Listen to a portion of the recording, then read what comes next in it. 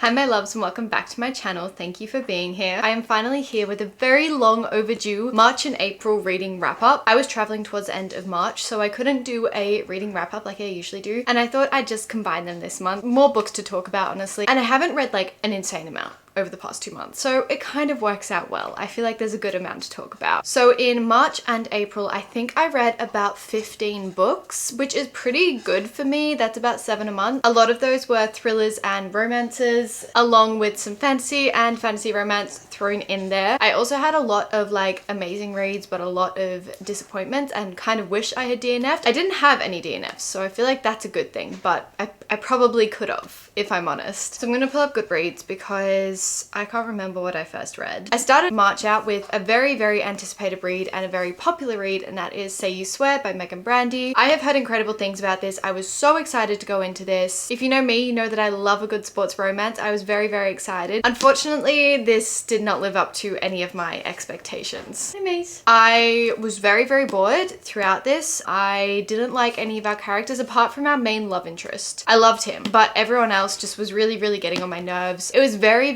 Wattpad vibes, and sometimes I'm fine with that. Sometimes I'm totally fine with that. This just was to the point where I was like, I'm really struggling to connect to any of these characters and like see a lot of a plot. So that was really sad for me. We're basically following our protagonist Ariana. She has a twin brother, I think, and they're about to go off to college. Her brother is very protective of her though, and so he kind of always like knows who she's like talking to, kind of takes a bit of control over her dating life, which I just didn't love. Anyway, college sports romance. I wish I could say more about the plot, but I honestly didn't think there was heaps of one. So yeah, I was really sad about this. I gave this one a 2 stars, and I didn't want to pick it up at any point, which is I think what made me most sad. The next book I read was another romance, and that was Love Redesigned by Lauren Asher. I was very like intrigued going into this, but also skeptical because I read the fine print by Lauren Asher and I just really didn't love it. I didn't connect to any of the characters. However, I am very happy to say I loved this book. I was obsessed with our characters. I thought they were so funny, so great. I couldn't stop thinking about them, and I literally couldn't put this book down. I loved our characters so much. This is a childhood rivals to lovers, small town romance, also a billionaire romance, billionaire or millionaire, one of them. I just thought our protagonists had such good chemistry. Like, I was shocked about how good this chemistry was. I ate this up. I loved it. I gave it a 4.5 stars. One of my new favorite romances, and like a go-to recommendation if you're in a book slump and just need a fun romance to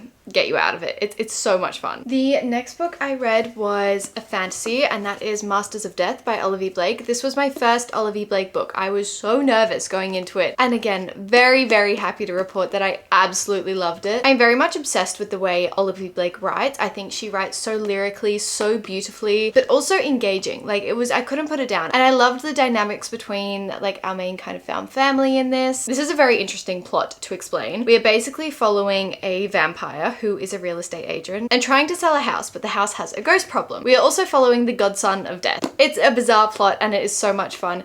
I am definitely going to be reading a lot more Olivia Blake in the future. I just really love the way she created this world. I gave this a 4.25 stars. I loved it. I then read the first book in the Natural series, and I continued to read this throughout the 2 months. I loved this book. I thought it was so much fun. Straight off the bat, I did only rate it a 3.25 stars because it was fun. It was great, it was interesting, and it definitely like kept you very engaged, but it was very YA, and it was very much like the building blocks for the rest of the series. So The Naturals is a YA mystery series by Jennifer Lynn Barnes. I also have read The Inheritance Games by Jennifer Lynn Barnes, but didn't love, so I was a little bit nervous going into this, but I ate it up. It's so good. We are basically following a group of high school students who all have natural abilities that help the FBI. So one of them is a lie detector. She can tell when anyone's lying. Some people are profilers, reading emotions. They all have these abilities that help the FBI catch people who have committed crimes. It's just a really fun, fast-paced YA series. I highly recommend it. And then following that, I read Killer Instinct, which is the second book in the series. And again, loved it. I actually love this one a lot more than the first one. I gave it 4 stars. It was just really fast-paced, and I feel like there was a little bit of romance that started blossoming in this one, and it just kept you even more engaged. I love our characters. Like, they all have such a special place in my heart, and I thought the plot was also really like quick, easy to get into, and lots of twists and turns that I didn't pick up, even though it's a YA series. You'll see that I read like a lot of books on Kindle this month. The Kindle was like my best friend. Also because I was traveling, it was a little bit harder to bring a lot of physical books. So in saying that, the next book I read is Behind the Net. This is again a sports romance book. Really fun, easy book to get into. I do recommend if you're a lover of like hockey sports romance. I believe this is hockey. Yeah, Behind the Net. I should have pick that up. It is dual POV, kind of forced proximity fake dating situation. Very similar vibes to The Right Move. So if you loved The Right Move, which is the second book in the Mile High series, I feel like you'll love this book. Following our hockey player Jamie, he has just moved to a different city so he can support his mum but still be playing hockey, and he ends up getting a dog and needs an assistant for that dog to just kind of keep her happy, be able to walk her, feed her, all of that. And when his assistant turns up, he realizes it is a girl he had a crush on in high school, and she doesn't know if he remembers her, and they kind of play this like cat and mouse game for a while, not knowing if they remember each other. I really liked the chemistry between them. I thought it was really good and really, really well established. So for that reason, like, I enjoyed it. I gave it a 3.5 stars. It was nothing crazy, but easy, fun, addictive read. A lot spicier than I thought it was going to be, so go in knowing that. I didn't realize that it was a really spicy read, but it's enjoyable. It's fun. I read Ninth House by Leigh Bardugo. This has been on my TBR for such a long time, and I finally got to it, and I was actually quite disappointed with Ninth House. I'm really, really sad to say that, because Leigh Bardugo is one of my all-time favorite authors. She wrote the Grishaverse, if you are unfamiliar, which is like Six of Crows, Shadow and Bone, and I love that trilogy and like that series with my entire heart. Like, it is such a great series, I think. So I went in with really high hopes for this. All I knew though, it was a dark academia set at Yale, and there was a little bit of a murder mystery going on. So I went in with really high hopes because it sounds exactly what I would love. But I was quite disappointed and honestly just taken aback. I feel like the content in it was a lot more intense than I thought, and I do think there should have been content warnings. There are a lot of like dark themes throughout this book that made it just a little bit uncomfortable to read because I went in not knowing that. And I just didn't love any of our characters either. I found it really hard to connect to any of our characters and really care about what was going on. I did give it a 3 stars because I do think the plot is amazing. It's very intricate, very unique. We're dealing with phantoms, with ghosts. Our main protagonist has the ability to cross over worlds, like between reality and like the reality people go to when they're passed away. So like ghost reality, I guess. So it is a really interesting premise, but I just do think you should definitely look up trigger warnings and content warnings before going into this because it was a lot darker than I realized. I then read The Coworker, which is by Freda McFadden. I always go to Freda McFadden, and I read a lot of her books recently just when I need like a quick fast-paced thriller to get me out of a book slump, so I love her for that. But I read The Coworker. It was good. It wasn't my favorite Freda McFadden book, I'll say that. I just found it a little bit slow moving, and I feel like there could have been a little bit more, I don't know, compared to her last books that I've read. I found it a little bit slow and hard to get into, but it was still good all the same. I gave it a 3 stars. We are following a workplace, and one day one of the characters turns up and is very tedious, on time, almost OCD-like employee is not at work, and she's like, okay, it's half an hour late, where is she? She calls her up, she isn't answering, all these weird things start happening, and she's just like, where is she? This is so not her, like, and starts to fear that something bad has happened to her. We basically follow her disappearance for the rest of the book and trying to kind of put keys together, see who did it. So it's a murder mystery, it's really fun, really fast paced. I enjoyed it, gave it a 3 stars, but not my favorite Freda McFadden book. The Deal by Elle Kennedy, a book that's been on my TBR for a long time as well. I just haven't gotten the physical copy yet, but I've been wanting to read it for a long time, and oh my gosh, I was pleasantly surprised by this. I was actually shocked about how much I enjoyed it. This is the first in a college sports romance series, very, very popular series, and I was pleasantly surprised with it. It is a fake dating trope, like my favorite trope, and I just feel like the characters felt so real, is what I loved most about it. I gave this one a 4 stars. I really enjoyed it, and I'm definitely going to be continuing the series. I don't know, I just loved like getting to know our characters, and I loved how real and true to us and true to themselves our characters were.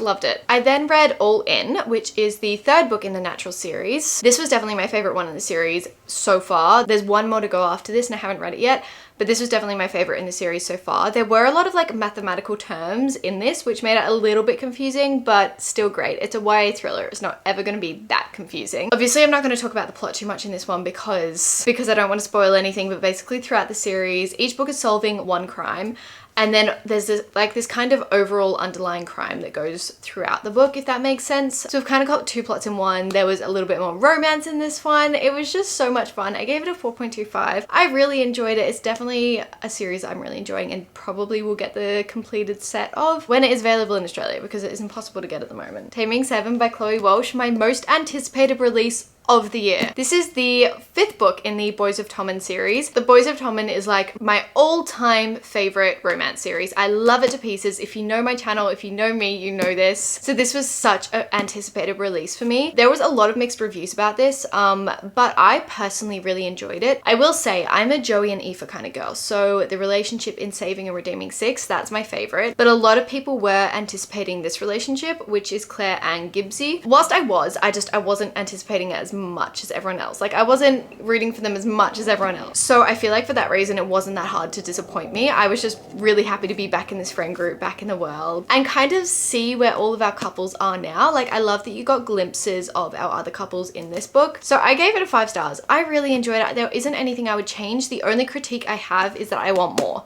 Like I felt like it was a little bit short. It was only 500 pages, and I know that sounds a lot, but the rest of the books are like 700 plus, and I just feel like we needed a little bit more, especially because this couple is only getting 1 book. However, I will note that this is the first book like traditionally published first. Her other books have been independently published first and then moved on to traditionally published. So this one would have gone through a lot of editing, and I do believe there was a lot cut out of this book before it was finally printed, which makes me a bit sad. But you know, I was still really happy with it. I still really enjoyed it. Funny Story by Emily Henry. I actually read this one a tiny bit early because I got the ARC from Penguin, which I am so grateful for. And I was absolutely obsessed with this one. This is definitely one of my favorite Emily Henry books so far. I just thought it was so great. It had such a rom-com, like How to Lose a Guy in 10 Days kind of vibes. I loved like the forced proximity element, the kind of fake dating element that was in there, and there was just such undeniable chemistry. It was also a really, really funny situation. Basically, Daphne is about to be married, and then on the night that her fiance has a bucks night, a bachelor night, he meets up with an old friend and realizes that he was actually in love with her the entire time. So he dumps Daphne, and she just has to go find a place to live. And she ends up contacting the girl her fiance dumped her for. Her boyfriend, she ends up contacting to see if he has room in his apartment where his girlfriend used to live but is now running off with Daphne's fiance. It is just a hilarious scenario of how they meet, and I really enjoyed it. I was